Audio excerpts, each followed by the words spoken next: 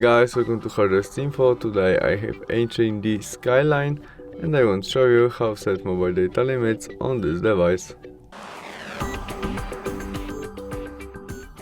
First step to do is opening settings application. In it, we choose network and internet and there SIMs. SIMs and tap on our SIM card.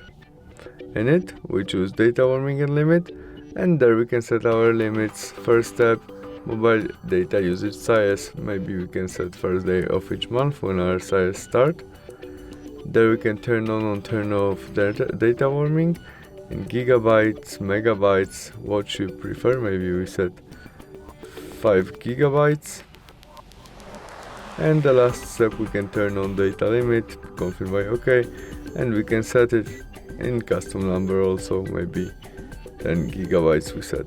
And that's all. Thanks for watching. See you soon. Bye.